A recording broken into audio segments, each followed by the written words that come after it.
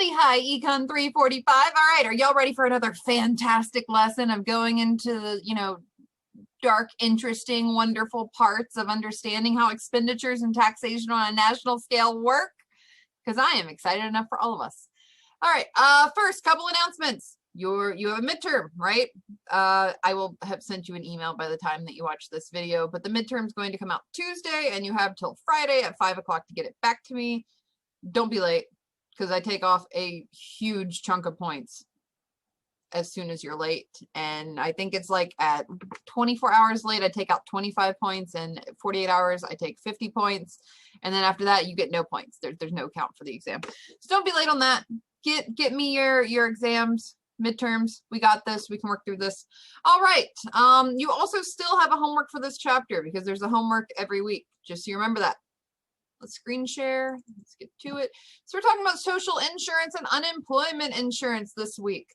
So this is the beginning of a few sections that we have that looks into the social safety net of national government and why exactly it does what it does and how has it changed over time, and kind of some of the economic logic behind insurance. Okay, so let's just go ahead and start this out with an idea. So in 1953, national government spent about 96% of their expenditures on defense. They spent very little on disability. They spent very little on Social Security. A lot of the reason is because we didn't have baby boomers back then, right? But also people didn't live as long. The life expectancy was much shorter. So the amount of time that we paid for people in between when they retired and when they eventually no longer needed Social Security payments was much shorter than it is today. Today, we have an aging population relative to the amount of people that are paying into a system. Social Security has gone from 3.6% to 18.8% in 2016. Defense has massively fallen from 69% of the expenditures to 14%. Health has massively increased. A lot of this was due to the Affordable Care Act, and that increased a lot of the expenditures on being able to subsidize health plans so that people can have insurance that may not have necessarily been able to afford it before or were not provided it by their employers. Disability and unemployment has actually grown. It went from about 5% to 6.5%, not as much as, of a jump, but yeah. So let's go back to the Constitution, right? All the way back to the idea of 1776. There was a preamble to the Constitution in which it read that the purpose of a national government was to establish justice, ensure domestic tranquility, provide for the common defense, promote the general welfare, and secure the blessings of liberty to ourselves and our posterity. So, for much of our history, in between 1776 till the mid-1950s, the national government focused on the common defense. It had an army, it had a navy. It eventually grew to also incorporate an air force, the National Guard, the Coast Guard, the Marines. I know this one. That's bad. I grew up right next to a military base, and I just had to think about what the branches were. Anyways, so we had this common defense idea where a majority of national government expenditures were for the purpose of national defense, and that was it, right? We didn't really spend things on many other social programs because they just weren't established.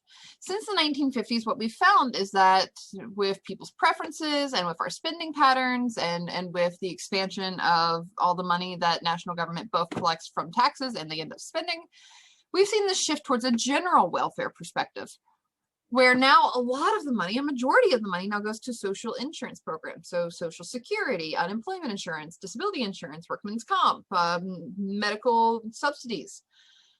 So we've seen this giant shift towards national government playing a more expanded role into general welfare. Well, this goes into the idea of social insurance, because a lot of these programs are social insurance programs. So you know what a social insurance program is. This is just a government intervention and the provision of insurance against adverse effects. Your employer, if it was left up to them, may not pay for unemployment insurance so that you will be okay if you get fired, or you will be okay if the company shuts down. They may not have spent money on that. But the government kind of has them do it, and then they pay a little bit into it as well, and then they have the payouts for unemployment insurance that's partially funded by the state and partially funded by national governments. And the purpose of this is to be able to help you in the event of an adverse event.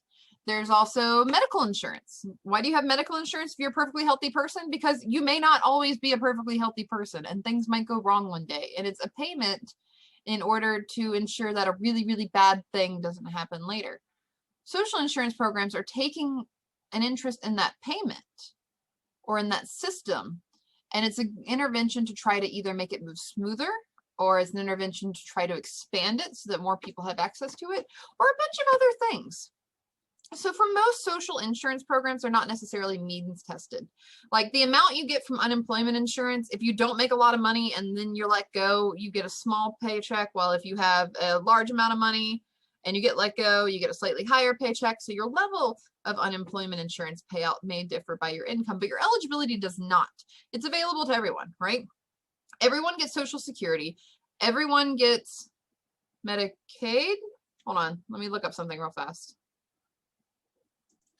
Never mind. Everyone gets Medicare. If you turn the age of 65, you get Medicare, whether you were a very, very rich person before the age of 65 or a very poor person before the age of 65.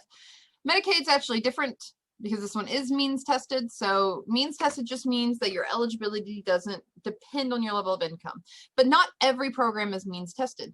Medicaid is one that's meant to help people that might be impoverished or low income, or families that might need additional assistance because they don't have enough money to be able to afford their bills or livelihood.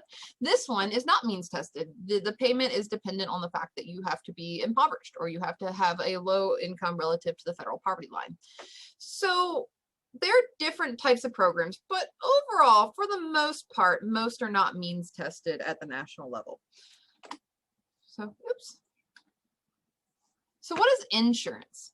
Insurance is a promise to make some payment in the case of a particular event. That's just the really basic way of saying it's a way to make it so that the really, really bad stuff doesn't happen to you, right? You instead pay a little bit of money now to avoid something bad later. Why do some people have full coverage insurance instead of just liability insurance? Or even why do they have liability insurance? Is because they think that there's a chance that they might get into an accident. And getting sued by someone and having to pay for their car and having to pay for your car, that's a very expensive thing, right? So if you pay a little bit for insurance, that keeps you from having this massive cost later. Or health insurance. Why do you pay a little bit in health insurance every month? It's to avoid something major, like if you got cancer or hit by a bus, right? If you just Regina Georged it out. It's to be able to offset some of these extremely adverse effects. So your insurance premium, you've probably heard that word a lot. And it's like, oh, well, your premium cost each month would be. Well, your premium, this is money that's paid to an insurer so that an individual will be insured against the event. So I have car insurance and I have health insurance and I have life insurance and I have all these other sort of things, and I make a payment. Renter's insurance, and I make a payment. These payments are relatively small compared to what the worst possible outcome could be. And I make these premium payments on a regular basis to be able to ensure me that if a bad or adverse effect happens, that I will get a payout during that time to try to make it through it. Insurance products in the United States typically include health insurance, auto insurance, casualty and property insurance. In any given year, annual private premiums, these are the ones not even paid by the government, the ones that are paid by people, total more than $1.6 trillion. That's a lot. That's a ton of money that is spent on insurance every single year, right? So why do individuals even value this insurance to begin with? Well, insurance is valuable because it helps you smooth your consumption across states of the world, right? If you have a really high income if you don't get hit by a car, and no income if you do get hit by a car, well, there's a marginal benefit to money, right? Your first dollar is going to make you really happy because you had no money. Your $10th dollar is going to make you pretty happy because you only had $9. Your $100,000 doesn't really matter as much. If I took that $1 away, the marginal benefit or marginal happiness you get from that $100,000 is not nearly as much as your $10th dollar. So that means that making a little bit more money when you have zero money in the you got hit by a car situation, when you go from zero to potentially, I don't know, slightly more, if you get like a $1,000 payout, that's going to be a really big thing and it really matters a lot. So maybe instead, to be able to ensure that you can have that jump, you pay just a little bit of money that you don't have as much marginal benefit for. This allows you to smooth your consumption over different outcome states. So if you have the smooth consumption over different outcome states, then it makes it so that it's more predictable for you. You know exactly what your different possibilities are, and therefore you can weight what your benefit's going to be. So insurance is valuable because it helps individual insurance consumption across states of the world. We call this consumption smoothing. Consumption smoothing just means I'm willing to give up a little bit when I'm really well off and healthy and good. I'm willing to give up a little bit of that so that if something bad happens, if I become in a bad state of the world, I have more consumption, I have more money at that time, or I have more goods and services at that time. It's giving up a little now to have a little more then. We call this consumption smoothing because it's kind of just, instead of having a peak and a trough, we're instead trying to make it like a little bit less and a little bit more, right? It's making it more of a solid line. Consumption smoothing is just a really cool concept of the idea of like, sometimes you want to make things more equal. Why do I save for retirement now? It's because I know I have no money coming in during retirement. So I save now so that in retirement, I'm not impoverished. I actually have some money because it's money that I saved. It's consumption smoothing. I could spend it today, but I have money to spend today. I don't really need that money. I would much rather have that money when I'm retired and I don't have any money because it'll matter a lot more. That's the idea of consumption smoothing. Now, there's also the idea of states of the world. Now, there's two different ways that we can typically go, right? Nothing happens or an adverse event happens. Adverse event means that something bad has happened. These are just the outcomes or the set of possible outcomes in the future. People generally have options in between your levels of insurance. So I know that there might be a really small chance I get hit by a car and a kind of larger chance that I get the flu, and then maybe a really big chance that nothing bad's going to happen to me. Well, I can think about different levels of insurance depending on, okay, do I really want to just make sure that my flu shots are covered, or do I also want to make sure that like my getting hit by a car is covered? What does it look like when I have these different things put together? So you can kind of choose between that. Oh, by the way, forewarning, this is a mathy chapter. Like, we're going to have math, just so you're aware. So there's a diminishing marginal utility to money. Your first dollar, going from $0 to $1, that's a pretty big jump. You can now afford infinitely more things than what you could with zero. If I go from $1 to $2, I have now doubled the amount of things that I could buy. But going from my $999,999 to $1 million, that $1 isn't going to make that much of a difference to me. It doesn't make that much of a percentage change in what I can buy, and it's just, there's not as much return to me off of those small changes than big changes like going from $1 to $2, right? There's a diminishing marginal utility. The more and more money I have, the less extra benefit I get from each additional dollar, right? So, for example, always having 2 slices of pizza is way better than sometimes having 4 and sometimes having 0, because going from 0 to 1, that's a huge jump in the amount of pizza that I have. But going from 3 to 4, that's not really as big of a jump in pizza. That 4th slice of pizza doesn't matter to me as much. So I might be willing to get rid of that 4th slice of pizza to instead make sure that I have 1 slice of pizza in the no pizza world. It's looking at these consumption smoothings of, we're trying to get to a level where our marginal utility across states of the world is more similar. Because then risk isn't as scary, right? If I know I have the same payout no matter what situation I end up in, then that makes the world a little less scary to me. So always having kind of a moderate amount of consumption in each state of the world is kind of a little bit better than a 50-50 of everything or nothing, right? There are some risk-loving people. We're not going to talk about those economic models in this course right now, but if you're interested in it, let me know. I can give you information on that, or we can have different assignments on that. But for the most part, most people would prefer to have a little bit all the time than a 50-50 shot of everything or nothing. So we have these things called expected utility models. Remember, utility is just that little bit of happiness that you have, right? Utility is a measure of well-being. It's a measure of how you're doing in different states of the world. Now, this expected utility can be based off a lot of things. but they kind of keep in one sort of equation. So let's talk about what the standard form of this equation looks like.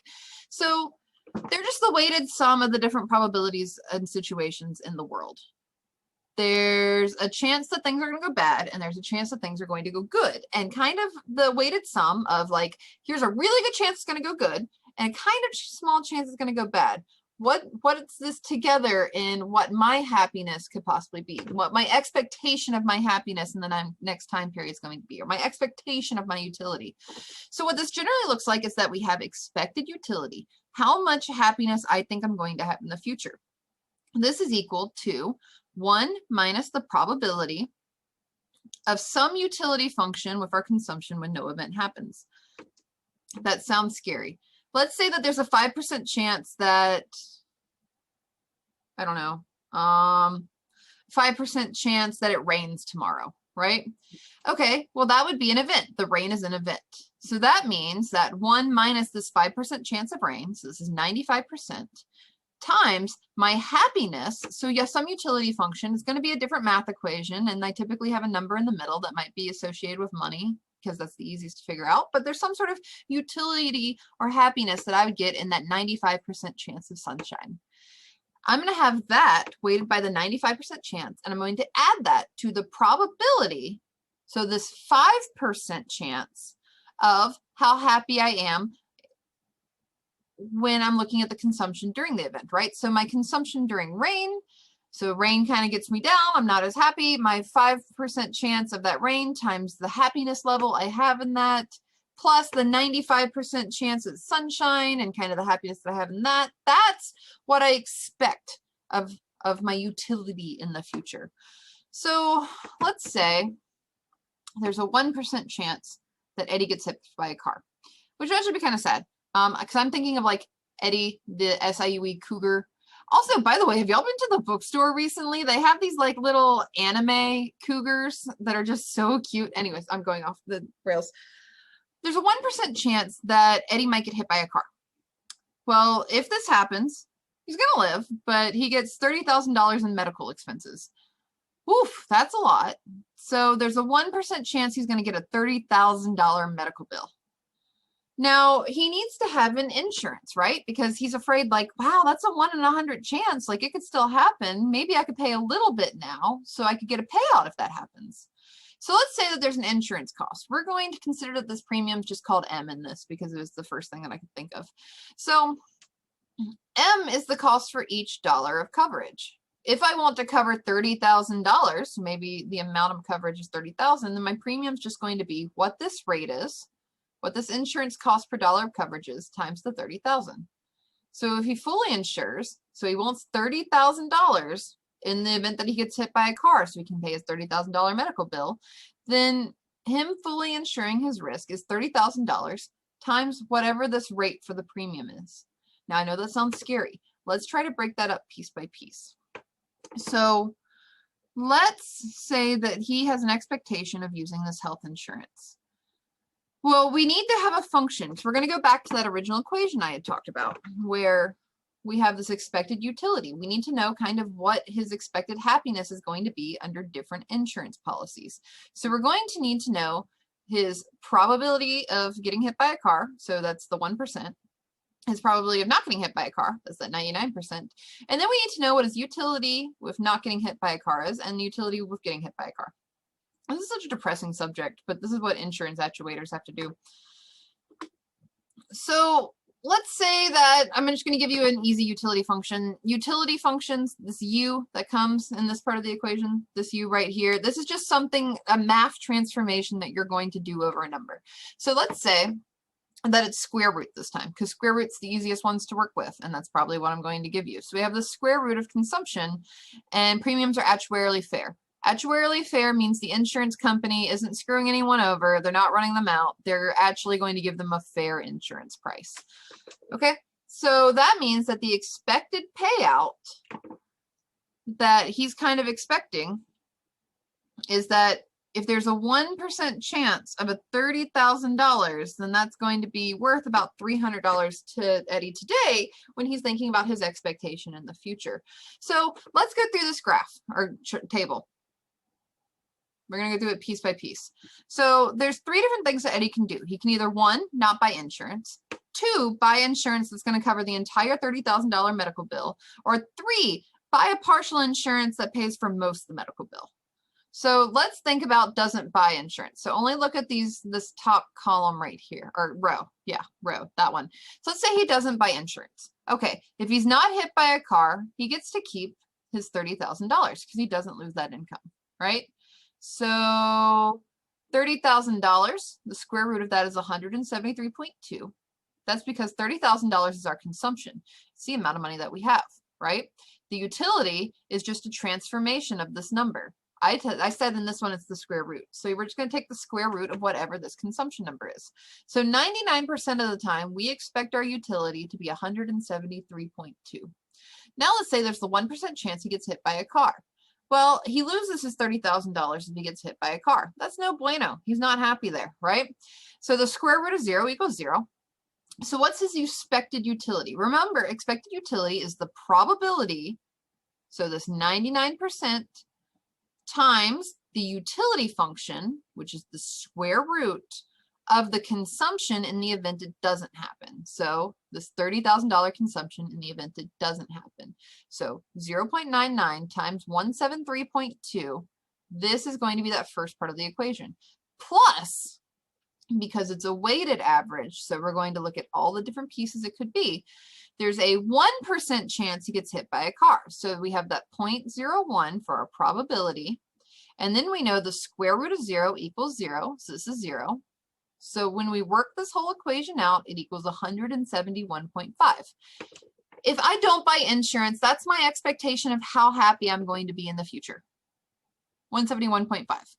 Okay, we technically see there's not a measure to it, right? Because utility is a unitless measure.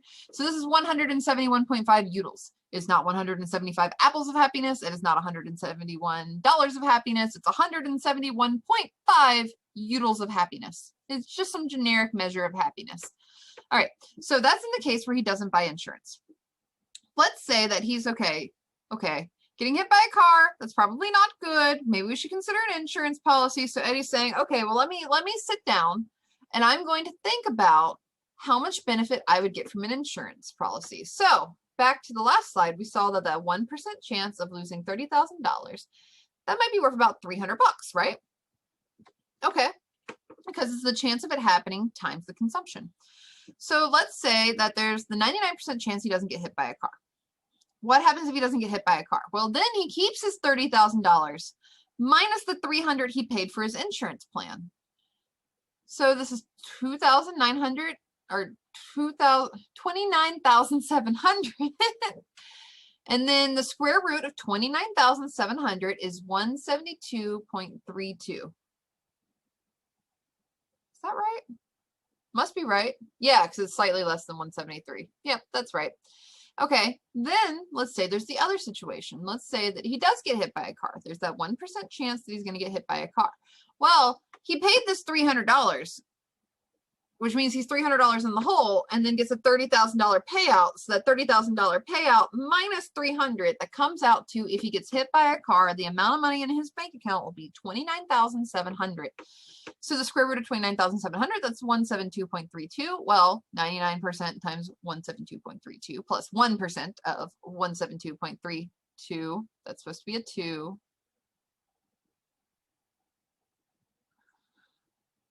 Whatever. I made a rounding error somewhere, but this one still comes out on top no matter what. It's 172.32 or 34, depending. Feel free to tell me which one it is, but no matter what, it's more than in the case when he doesn't buy insurance, right?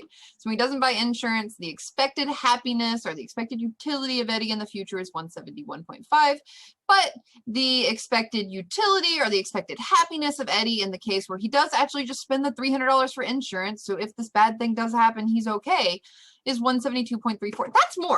That's more, right? He's pretty happy with that one. Now let's say he wants to buy partial insurance. He's like, wow, $300 for an insurance policy, that's actually a lot. What am I thinking in that situation? Maybe instead I'll pay $150 for half a payout, right? So maybe I'll make $14,850, about half the amount if I get hit by a car. So that means he'll pay $150. If he's not hit by the car, that's 99% chance that he gets to keep his money minus the amount that he spent on insurance. So 29,850. The square root of this is 172.77. All right, then there's the 1% chance he gets hit by a car. If he's getting half the payout, so that's $15,000, so it's half of 30,000 minus 150, this is $14,850. The square root of that is 121.86. We have another equation here. We have the 99% chance times the square root of that 29,000, so that's 172.77, plus a 1% chance of getting hit by a car and getting a little payout of 14,850. So this is 121.86. This comes out to 172.26. Whew, what did we learn from all that math? Which I will ask you to do, so just heads up on that. But what did we learn from all that math? Well, what we learned in this situation is that if we're looking at the expected utility, if I am gauging my decision on if to buy insurance or not based upon what my expected utility is under these three situations, in this case, Eddie would buy the full insurance, because that's the one that gives him the largest expected utility in the future. Okay, so, but there is a role of risk aversion to this. Eddie might be really, really risk loving and just willing to take that chance, because everybody's different in their risk preferences, right? But most people tend to be very risk averse. Risk averse means I'm willing to pay insurance to not have to deal with this, or I'm willing to pay insurance because I think there's a chance that this bad thing can happen. This is the people that tend to avoid risk. Risk aversion is just the extent to which individuals are willing to bear risk. If I'm a little risk averse, that means I'm willing to take on risk, but not all of it. I'll pay a little bit to avoid some risk. If I'm very risk averse, that means that I'm willing to pay almost anything to prepare for a bad situation. Risk averse people may still want to buy some insurance, even if it's not actuarially fair. Even if instead of those equations that I gave where the insurance company's not taking a piece, instead they add on a piece and maybe I have to pay a little bit extra so the insurance company can make a profit, I might still buy it mathematically because I feel safer having this insurance policy than not having this insurance policy. People differ in their risk aversion. There's some people in this class that are going to be really risk loving, and there's some people in this class that are going to absolutely hate risk and not be down for it at all. And that means that people are very different. And if insurance premiums are extremely unfair, then only the most risk averse people will buy them. If insurance prices are just ridiculous and they're not fair at all, and the insurance company's trying to take out giant chunks of it, then it might be the case where only the people who are most afraid and most trying to avoid bad situations might pay for the insurance, while the people who are just a little risk averse, like, I'd prefer that to not happen, but I'd also not like to get a big bill, those people may not. So what does this look like? Well, this looks like the idea of asymmetric information. So we had mentioned this one in class before. Asymmetric information is the idea that sometimes one party has a lot more information than the other party. They may know how much money they have, or they may know what the actual chances of them getting in danger is. Or in the case of insurance, you know how risky of a person you are, and your insurance company does not. Your health insurance company does not know if you go to, what's that terrible bar on Main Street that everybody goes by? Big Daddy's? I'm unwilling to go in there because it just looks like it's going to be sticky. Anyways, there's a bar on Main Street that people go to. Your insurance company doesn't know if you go there. Your insurance company doesn't know if you love to go hang gliding every weekend. Your health insurance company does not know if you sit in your house and you are very, very safe and you don't leave very often and you stay safe and you eat healthy. They don't know that information about you, right? So what is the role of government providing insurance? Well, a lot of times it's because there is this information asymmetry. You as an individual know a completely different set of things about yourself than the insurance company knows. You know if you're a good driver or a bad driver. You know if you're risky or not. Information asymmetry can lead to market failures. Remember, we have a supply and demand equation. We're wanting to get to this market equilibrium where we have our equilibrium quantity and our equilibrium price. But let's assume that the demand side knows a lot more than the supply side. Well, they're going to have more control over the prices. They're going to have more control over how taxes get affected. They're going to have more information about like what prices for them should be. Because suppliers might be like, $300 for insurance, $300 for everybody. And you might know if $300 is a good deal or if it's not a good deal, but they don't have that information about you. So information asymmetry is just the differences in information that are available for sellers and purchasers within a market. let's think about used cars, right? In the used cars market, sellers are much more likely to know what's going on about the car. If it came into them and it had lights lighting up all over the dash and it was in a terrible situation and like they just buffed it up and shined it and make it look real pretty and try to sell it to you, they know all the problems in that car.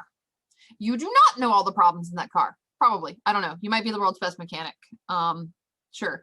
But you probably don't know what's going on in that car that they're trying to sell you. You don't know the history of that engine. You don't know if it's actually all highway miles like they've been saying. So in the used car markets, there's an information asymmetry. This is why we actually have lemon laws, which is the idea that you can return faulty used cars that you were lied to about. In the insurance markets, buyers may know more about the insurable risk than the sellers end up knowing. So let's think through an example, because we already had the equation for Eddie earlier where we had to figure out in between different plans which one he might want to choose. Now let's think about examples of full or asymmetric information. What happens if I know everything about a person, and what happens if I know nothing? So let's say that there's two types of people. We're going to make an assumption that there's two types of people. There's careless people. They're just driving like mad. They're not paying attention to traffic signs. They're not stopping at stoplights. They're driving erratically. All right, so we have the careless people. These careless people have a 5% chance of getting into an accident. And let's say half the population is one of these careless drivers. Though, in all fairness, I've driven across that bridge to like St. Louis and or over to St. Louis and then back to Edwardsville and St. Louis to Edwardsville. There's crazy people driving out there. I sometimes doubt that only half the population is careless. But anyways, all right. So let's assume that half the population has a 5% chance of getting in an accident. Then the other half of the population, let's say that they're very, very careful. Maybe they have half of 1% of a chance of getting in an accident. That's 10 times lower than the careless group. So 0.5% chance and a 5% chance, that's 1/10 of the percentage chance to get into an accident. The problem is insurance companies don't generally know which one you are. They look at you and they can try to look at your driving record. They can try to look at how much insurance you paid for other people. But at the end of the day, they don't necessarily know how to charge everyone because you have more information about your driving patterns than the insurance company does. So if the insurance company knows each person's type, it can give one rate to careless people and it can give one rate to careful people.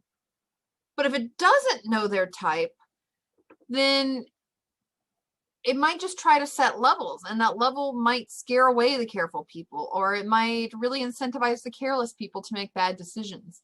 So that's one of the issues of asymmetric information. So let's think through an example of this, or continue on with this thought experiment. So what happens if the insurance company could charge people based upon their type of driving for actuarially fair insurance? Well, let's say, because there's a level of 10, the magnitude of 10 difference between their driving habits, right? The careless people are 10 times more likely to get into an accident than the careful people. So maybe they would charge the careless people $1,500. And then charge the careful people 1/10 of that at $150. Okay, so they earn about $150,000 from the 100 careless people, which means that they have to pay out about $150,000 because 5% of them get into accidents. And then they'd earn $15,000 from the 100 careful people, but they'd have to pay about $15,000 back out.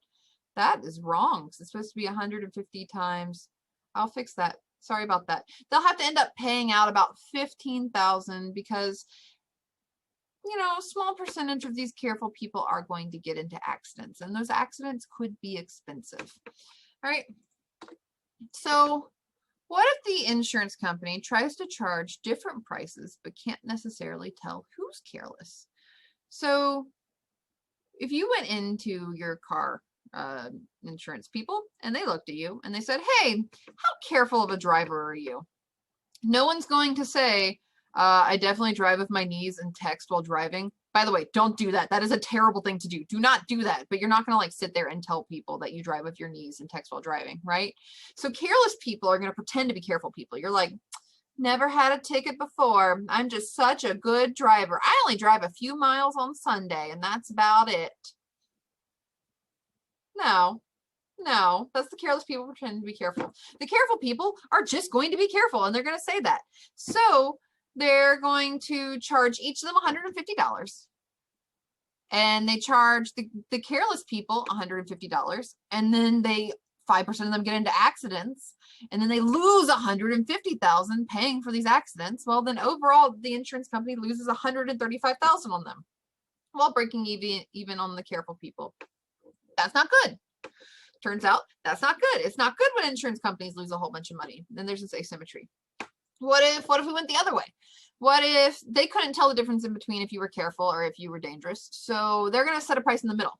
Instead of $1,500 and instead of $150, they're just going to go right in the middle for $825. Well, would people buy it? The careful people know that they have a very, very low chance of getting into an accident, and that their fair price for insurance is $150. Well, if their fair price for insurance is $150, they're not going to pay $25, right? They're going to decline it. They're going to say no, thank you. Okay, then the only people that are going to buy the insurance are the careless people. The careless people have $150,000 worth of damage that they do. Paying $825 does not make up for the fact that if we only have the careless people, we should be charging them $1,500. $825 is not $1,500. I don't know when the last time you checked is. So that means that the insurance company again loses. In this case, they lose $67,500 and they earn nothing from careful people at all.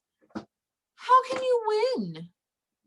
You either know who everybody is perfectly and break even, or you try to charge them a cheap rate and it goes terrible and you lose money, or you try to teach them a rate in between the two and it ends terrible and you lose a bunch of money.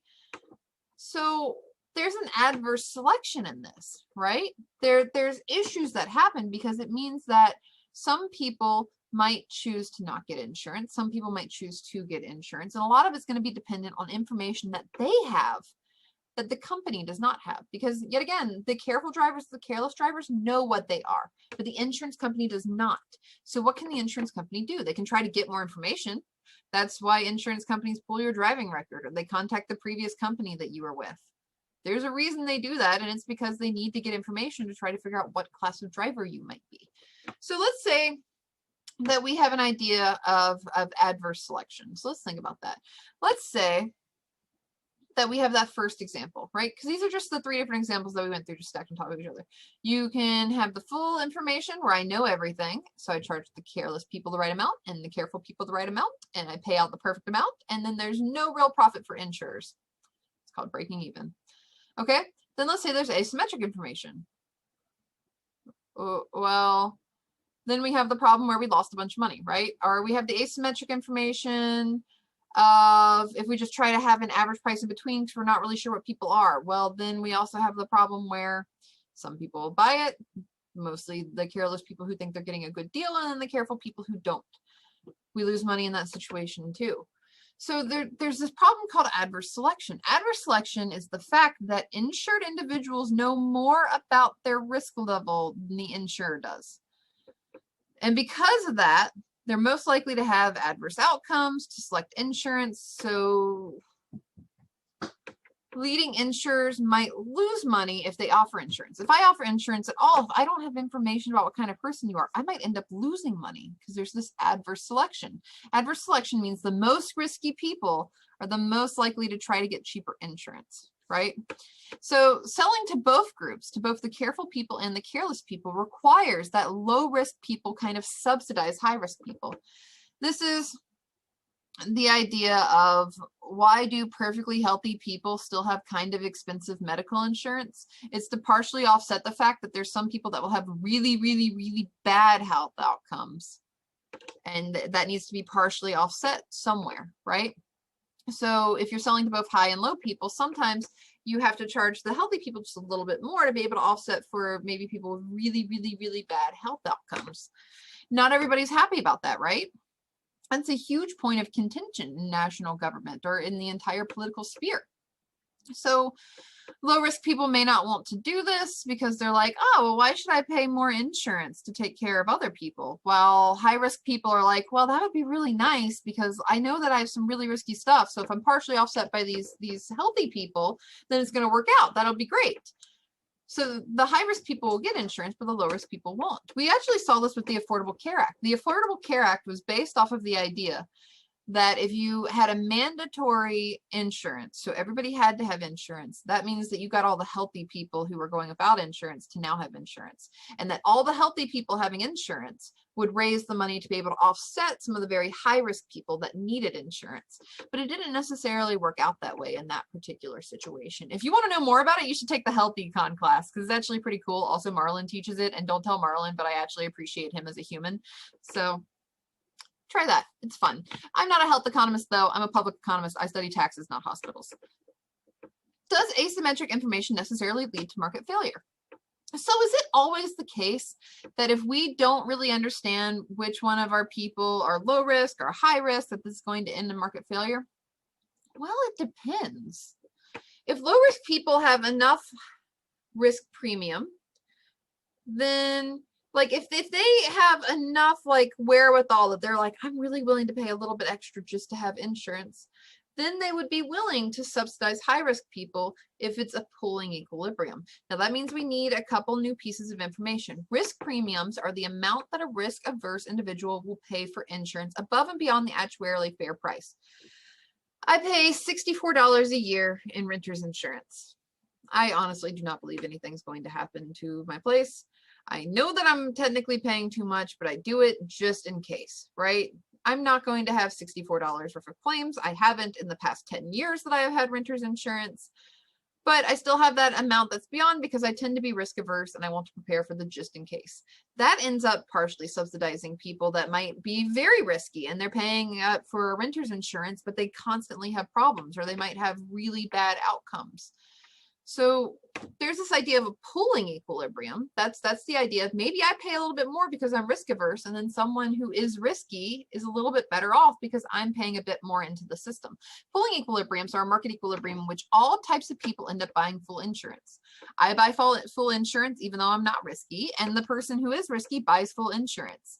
Even though it's not necessarily fairly priced, the people who are less risky might actually end up paying more. This is called a pooling equilibrium, when everybody ends up paying for the full insurance. Separating equilibrium is when the opposite happens. This is the idea that different types of people might buy different types of insurance, designed to reveal kind of their true types. So let's say that there is, well, we know this all the time. There's liability insurance and then there's full coverage insurance. If you're not a person who just bought a new car, so let's assume you have a car that's paid off, so you're not legally required to have full insurance, you can make the choice in between having limited liability or full insurance. There's people like me who you're probably not going to get into an accident. Oh, knock on wood. I really hope I'm not jinxing myself. But I haven't had an accident in years. I'm a very safe driver. I don't even really drive that much, especially since the pandemic started. I almost never drive anywhere but the campus and back. We have a lot of deer, but like I don't pay that expensive of car insurance. I do the liability only one because I know that I'm not very risky, and I know that like this is more the plan for me because I'm not as worried about losing my own car in the event of accident. While there might be someone who gets full coverage insurance because they know they've gotten in like 6 accidents over the past couple years and it's not good for them, so they would rather have the full insurance. This is the idea that different people might buy different levels of insurance that are more reflective of their risk patterns. I'm not very risky. I might pay for the lower plan that doesn't cover as much. While there's someone who might be really risky and knows they're really risky, so they tend to buy the full plan. We see this with all different types of insurance. So how does government address this asymmetric information? How do they address this adverse selection of sometimes the only people who get insurance are the risky people? Well, adverse selection leads to market failures because healthy people may not be willing to buy insurance. I don't cover it in this, do I? There was this idea of like the Harvard death spirals. So it used to be that Harvard heavily subsidized all of their insurance. So everybody had full insurance because it cost them next to nothing as professors. Then they got rid of that. And they said, okay, well, we know that people will pay it anyway. So we're going to cause one price for everyone, and we're just going to try to make it so that the people who are healthy are going to offset all of these people that have really, really high medical expenses. Turns out all the healthy people who were faculty over at Harvard said, I'm not doing that. That is way too expensive. You just raised my price by like 8 times. No, thank you. And they left and got insurance elsewhere because they didn't need the expensive employer provided health insurance. The unhealthy people who were most at risk of having medical issues continued to stay on the plan because they were like, okay, well, you raised the price of my insurance by 5 times, but I can't get insurance anywhere else. So I'm going to continue to get this employer provided health care, which became very expensive for Harvard, right? Because there was just this issue of there were people who were high risk who needed their insurance, but then they had a bunch of bad outcomes and there was no one healthy to offset the cost of this by not using all their medical each year. So they had to like bring up the price, and then some people would like die and it'd go bad and they had to bring up the price, and it just kind of spiraled out of control.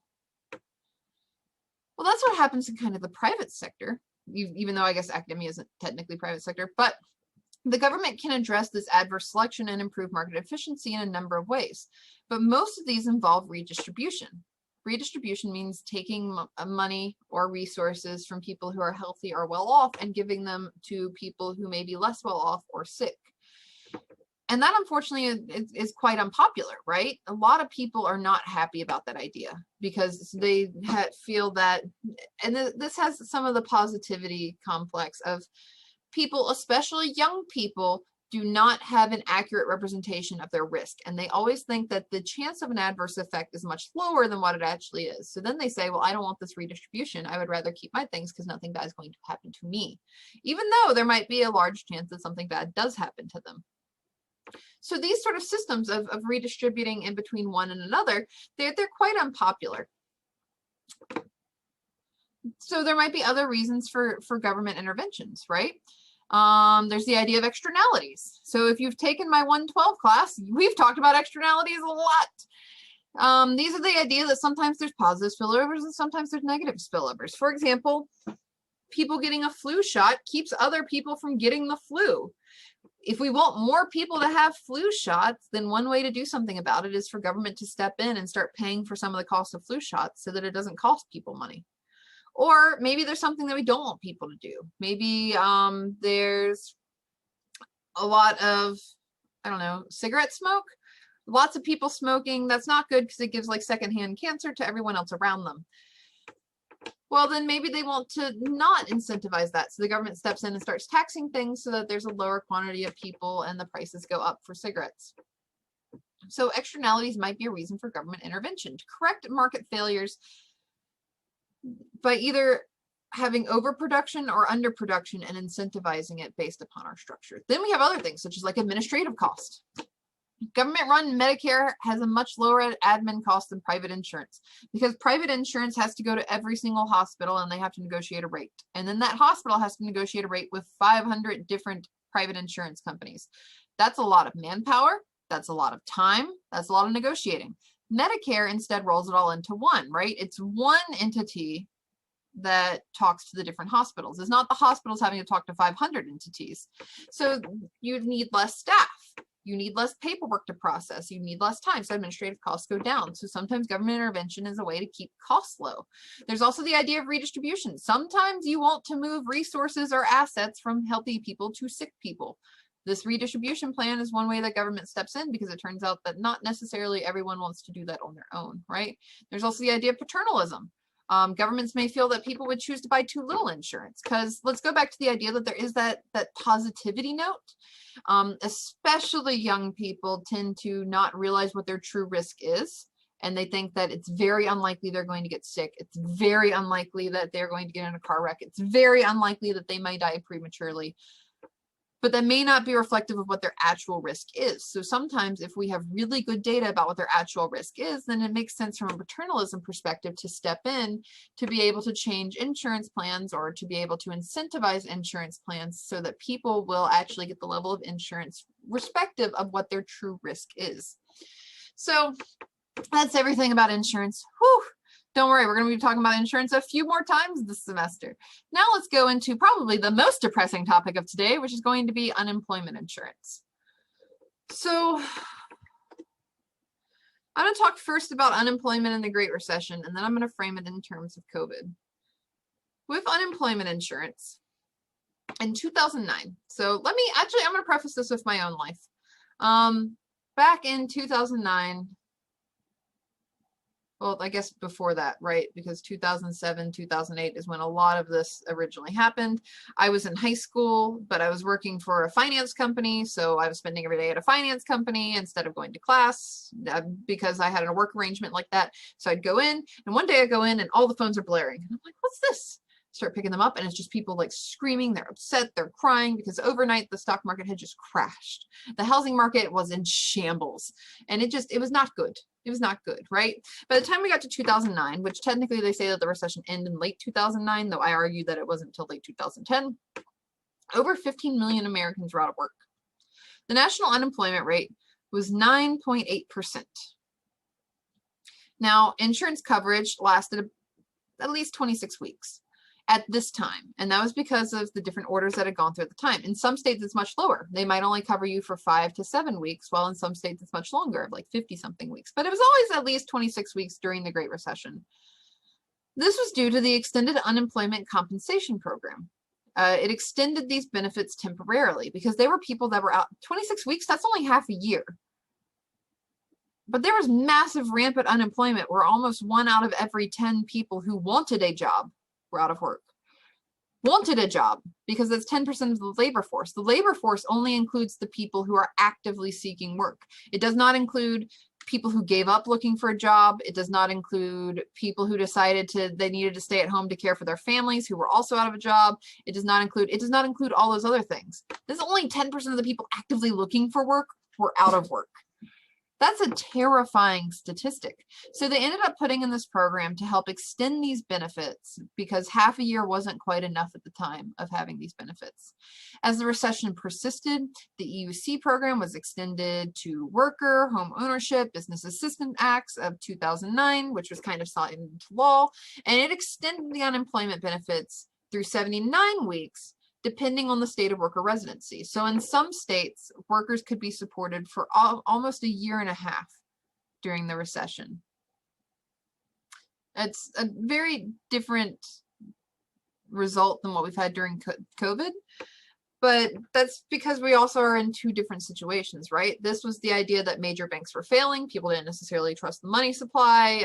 That definitely affected people's ability to lend and people's ability to borrow. If you can't lend and you can't borrow, that really affects a lot of businesses. Well, the EUC program, which was extended to 79 weeks in some states, it was later revised again under the Unemployment Compensation Extension Act of 2010 and the Middle Class Tax Relief and Job Creation Act of 2012, which I think one of you is doing for your project for this class.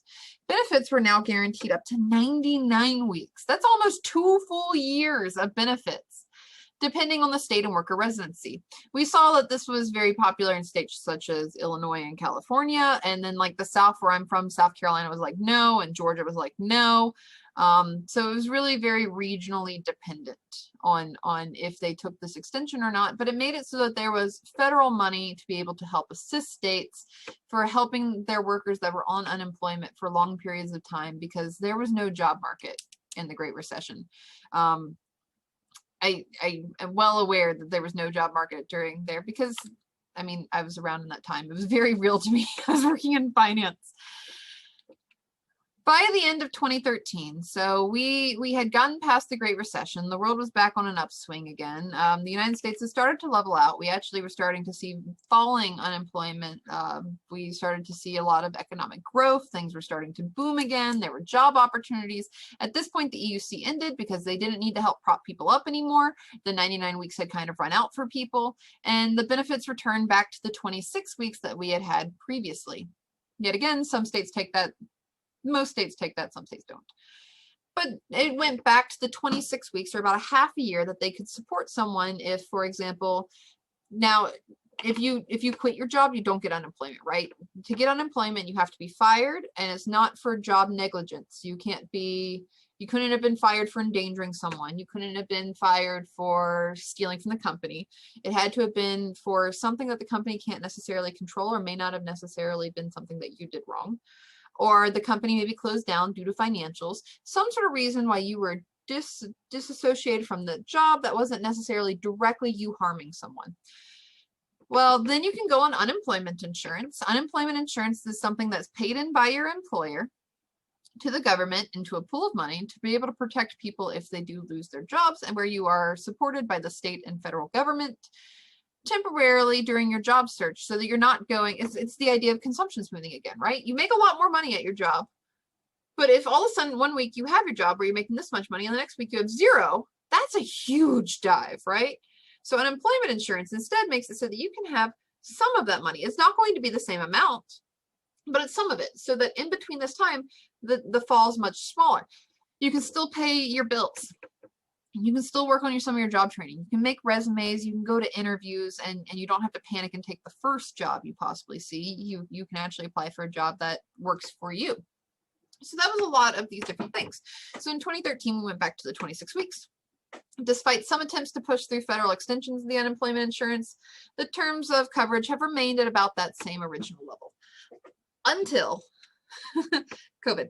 All right, so let's look at, this is seasonally adjusted, right?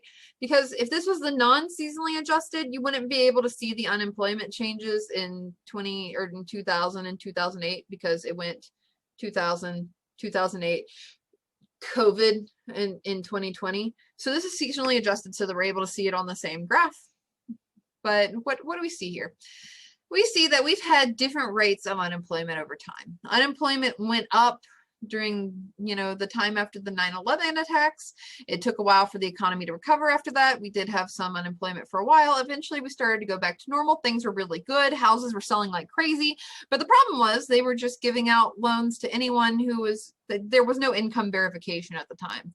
You could just literally punch in whatever number you said your income was to be able to get the house, There were people who literally had their houses in their dog's name, right? That caused there to be a huge issue with the housing market, and that eventually fell apart. And then that means that we went into a recession. Banks were plummeting very quickly. A couple banks needed to be held up. It's a lot of the work that Ben Bernanke did, who's actually from Dillon, South Carolina, because I'm from South Carolina. That's a nice, interesting fact. So unemployment went up again. The unemployment rate went up to nearly 10% during the time of this period. Then we started to do well. We've had just falling unemployment rates for the past 10 years since this time as we've recovered. Then COVID happened, and unemployment in one quarter shot up to nearly 15% when it's seasonally adjusted. It's actually technically more than that, and is not including all the families that were disproportionately harmed, because it turns out that when two people within a family both got taken onto unemployment, a lot of the time one would continue to look for work while the other one started to take care of their family, because now the schools are closed, so their students aren't there, they're at home, which means they have to legally have someone watching them, right? So a lot of people weren't able to return to the labor force, which means that they were out of the labor force equation. This is the unemployment rate if we don't include everyone that stopped looking for jobs because they had to stay home with their kids or their families or their parents or something else. That's a terrifying statistic, right? Look at this hump. And like it fell, but a lot of the reason it fell is because a lot of people were not actively looking for work. They left the labor force and said, you know what, I'm just not going to have a job because I have a family to take care of. And that's a lot of the reason why it fell, which makes it even more terrifying. So we're in something unprecedented. And I know this is scary, especially because a lot of you are juniors or seniors and you're going to start looking for work, and then you're looking at these unemployment rates, and this should terrify you, but it should also make you feel prepared, right? Because I'm going to give you one good reassuring thing, and I know it doesn't make anything better, but I'm going to give you one good reassuring thing as a college student studying economics. The worse an economy gets, the more demand there are for economists. Economists are almost recession proof, right? Like there's always a job. It may not be the job that you want, but it's always there, because when things are good, people want them to keep being good, so they hire economists. When things are bad, they want to prevent them getting worse, so they hire economists. So if that makes you feel any better, there's always jobs for economists, because our job is to know what's happening when the economy goes wrong. So unemployment and COVID. We have had the Federal Reserve and a couple other professional agencies that have decided that the U.S. actually entered a recession in February. We made these decisions in June because it's typically retroactive. Young workers are hit the hardest, especially people in the age range of 18 to 25. They just have massive unemployment. which this can impact future earnings and job prospects. If we look back at the data of the dot-com burst and the 2001 issues and the Great Recession, we find out that whenever students go on the market during a recession, it actually affects their future earnings for the rest of their lives. But now you know, and that's a place to start. Unemployment rates. So we saw like this scary figure, right? The overall unemployment rate when we seasonally adjust is a little less than 15%. But what about for the younger population? So the ages of 16 to 19 jumped 21%. 21% during COVID. So far in unemployment of young workers. There's a large disparity. The communities that have been hit the hardest by COVID when it comes to terms of unemployment have been Black and Hispanic communities. That means that there's particularly disadvantaged groups that are getting disproportionately harmed by the current recession. These are things that we need to know if we're going to build a plan to be able to help fix the economy or drive the economy, because we're economists at one of the most interesting and fascinating times that you will ever experience in your life, hopefully. I do feel bad. So I'm a microeconomist, and I just have to tell this joke because it's terrible, but I'm a microeconomist. I make fun of the macroeconomist a lot, and they make fun of me back, but I did have to go to them and be like, you poor things, you poor macroeconomist, you had to think twice, or excuse me, I messed up the joke. I'm not restarting this entire recording of it. Oh, you poor macroeconomist, you had to think hard twice in 1 decade. And that's my real piece of shade that I threw on the macroeconomists. Luckily, they all laugh. They continue to make fun of me because that's just what we do in econ. We're a nice, cheery group. Anyways, so this is very, very interesting. And I don't necessarily give you this information because I'm going to test on it. I give you this information because it's fascinating and it's something you need to know before you go to the market. Because I can't, in good consciousness, teach you a national public class and not talk about the recession we're in, right? I can't not talk about the unemployment rate by age, where we see that on average for 16 plus, it's gone up. We have February, March, April, we saw this giant spike. And yet, though it's been declining since, we've still seen this giant spike, and we're at levels that we have not seen in decades. Actually, just ever. And that this unemployment has disproportionately harmed 16 to 19-year-olds. And then after that, the next most harmed group is 20 to 24-year-olds, and then so on and so forth. It tends to decline with age. It also has a lot of effects by race. Black non-Hispanic individuals have much higher unemployment rates, topping out at almost 25 or a little bit more than 25% during May. Hispanic ethnicities also had similar spikes. Theirs were more around April that have since been falling. So these are statistics and information that we need to know as economists to make plans. So there's a couple institutional features of the unemployment system, right? Because this is terrifying. And this is why we have unemployment insurance, because sometimes drastic things happen that we don't expect. No one expected COVID. I mean, technically, we do have doctors on record saying that they had expected a pandemic, but like no one knew this was the pandemic. No one knew we were going to have lockdowns. No one knew we were going to have massive unemployment for different age categories. So what are some of the institutional features of unemployment insurance, right? Or just the unemployment safety net altogether? Because from the 1950s, we've gone from national defense to more of a general welfare perspective, which means we do actually have a system of unemployment insurance. What is unemployment insurance? It's a federally mandated but state-run program in which payroll taxes are used to pay benefits to workers laid off by companies. Every single state has an unemployment program because it's a national law. They have to. So they have an unemployment program. When you have a job, you pay some payroll taxes. These go to support things such as Medicaid. They go to Social Security, and so does your employer. Your employer also pays payroll taxes that match the amount that you pay. They also pay unemployment insurance.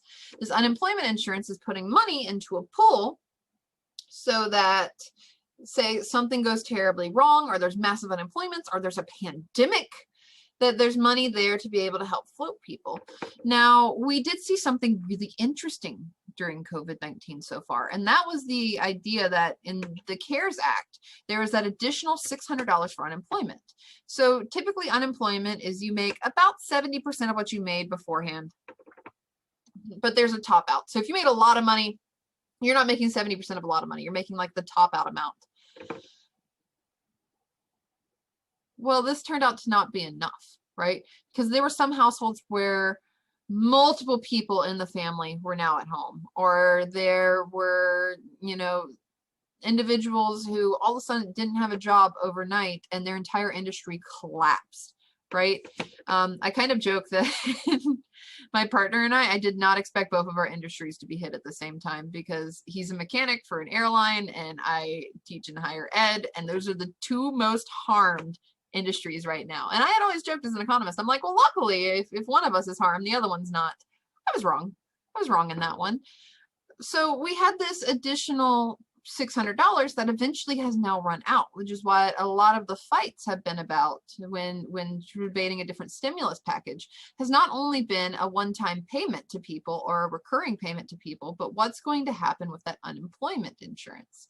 I think right now it's that people can have up to $400, but like a bunch of it has to be covered by the state, and the state doesn't necessarily have money to support that because they didn't expect to pay for those things. They thought the money was going to come from the national government, and now that the national government says the states have to pay for it, but the state's already bankrupt and they can't pay for it. So there's a disconnect that's not going to be resolved without further legislation. So this unemployment insurance, there's another term to also know, and this is the idea of partially experience rated. This is the tax that finances the unemployment insurance programs as firms have more layoffs, but not necessarily on a one-for-one basis. This is something that's actually had to have been taken or has been part of this national discussion right now, because typically you pay unemployment insurance and you pay it for every single one of your employees. And if you have to lay off 5 workers out of your 500 workers, then the amount that you've paid into unemployment insurance will generally cover those people. But what happens when entire industries collapse?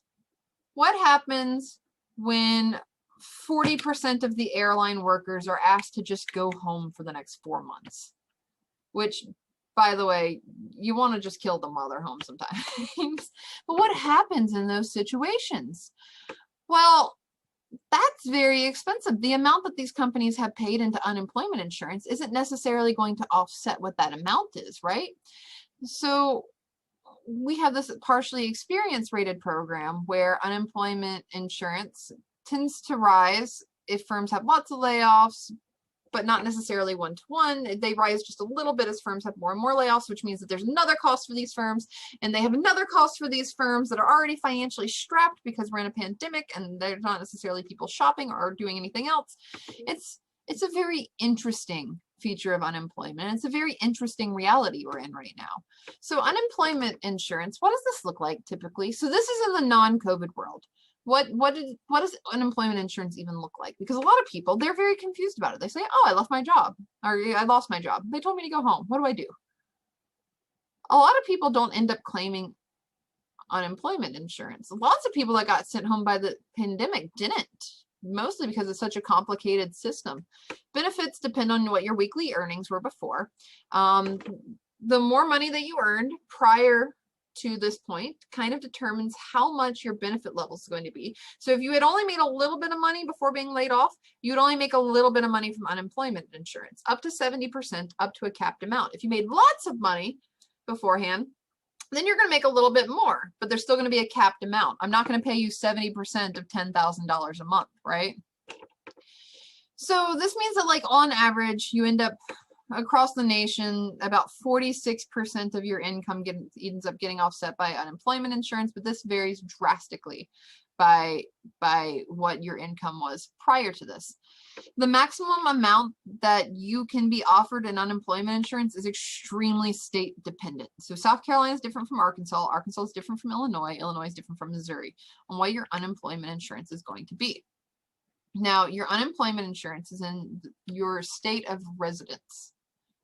So yeah, that's unemployment insurance for you. That's something to think about as we're just dealing with some new situations right now. But know about insurance, know the basic ideas of what unemployment insurance is, but make sure that you finish your midterm before you spend too much time thinking about this. You still have a homework assignment that you have to do. I'll see you all in class. Have a great one. Bye.